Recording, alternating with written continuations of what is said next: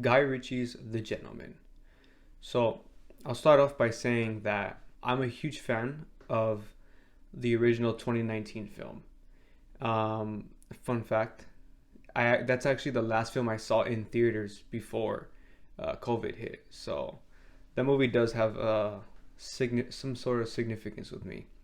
But when the film came out, I actually really liked it. I thought it was super original, very funny, just all around an extremely entertaining film. And something that kind of sucks is that I've never ran into someone, met someone, talked to anyone who has seen it or heard of it. Maybe one person, one friend that's a bit of a film buff, he had heard of it. He had heard of the new Guy Ritchie film, but not really cared to watch it. And I don't know why the movie didn't garner such interest, but I absolutely loved it. And in my opinion, it's an instant classic. And all that being said, you could imagine my excitement when the Netflix show was announced. So I was cautiously optimistic. I was excited for the fact that this film that I love so much was getting expanded. It was creating its own little universe. But when I realized who the cast was, I was a bit let down because it's not the cast from the film. But again, cautiously optimistic. So I was following it and in the pre-production, shooting, whatnot, and I finally got around to watching it. And thankfully, I loved it. It's a great show. I don't really have much issues with it, to be honest. The only thing I can say is that I prefer the film still, probably because of nostalgia. But I do think the film's funnier. So I just feel all around it's much more of an entertaining form of art. But the show is the same vibe, the same tone, so it's still funny. It's got that Guy Ritchie flair to it. It's got the wit. What I love about the Guy Ritchie films, or more specifically, The Gentleman, is that it covers the posh, it covers the rich um, culture of the UK, as well as the street level, the everyday type of man, the criminals. And I think he shows a equal amount of respect to those both very different worlds. In the film, so I'm assuming if you're watching this, you've seen the film, or at the very least, you're curious. You're curious about watching the show. But the show takes place in one of the estates that is mentioned in the film. Theo James's character, I believe his name was Edward. Um, Edward is such a interesting character.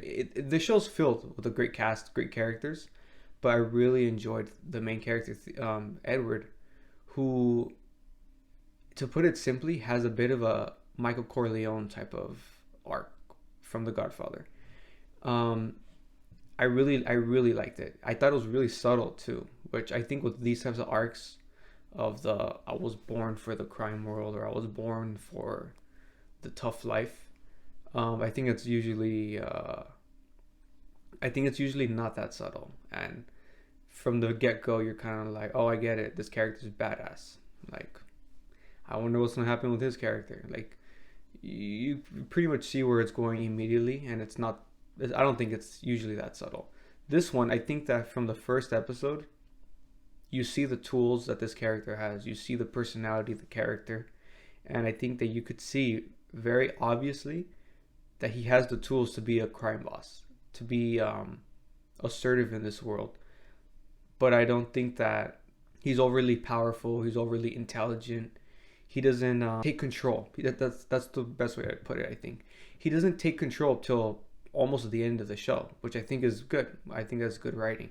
His character is constantly improving, learning, messing up. He messes up quite a bit, not as much as his brother, but he still messes up quite a bit, and which I think is a great character writing. And yeah, I very much urge you to. I don't want to say too much because I think this show is well. I think it's so good. I don't think you need to have the same taste that I have. I love British humor. I love the British culture in general.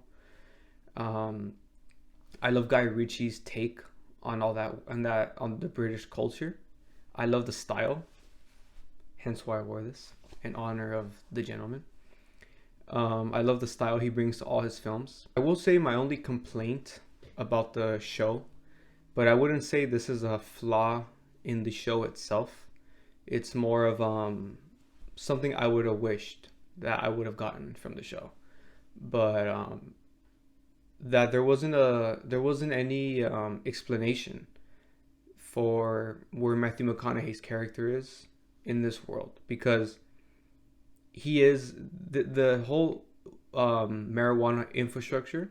That's the world of the show, of The Gentleman. It's this weed infrastructure that is established in the film, and Matthew McConaughey's character in the film, he created it. It's his crime syndicate, I guess. And in the show, there's a different boss, and his character isn't referenced at all. And I was, just curious, like, what happened? Because in the movie, they allude to he's gonna hold on to the business a little bit longer. So I just would have wished that there was some sort of a direct acknowledgement. I mean, of course, the movie fan in me would have loved some cameos, but I don't need that. But I would have liked some sort of an explanation to where his character's at and why there's a different boss. So if you haven't checked out the film, I highly recommend it, but it's not needed to understand the show whatsoever, which is great. It's great for accessibility, but the show, I highly recommend it as well. If you have seen the movie or have seen the film, let me know your thoughts in the comments. I would love to know what other people think, because as I said, I haven't really discussed this world with people. I've showed the film to people before, and it's generally liked, but yeah, it doesn't get the attention I think it deserves. So I would love to know other people's opinions on the film and the show, because the show is a great sequel expansion of the Gentleman world. So yeah.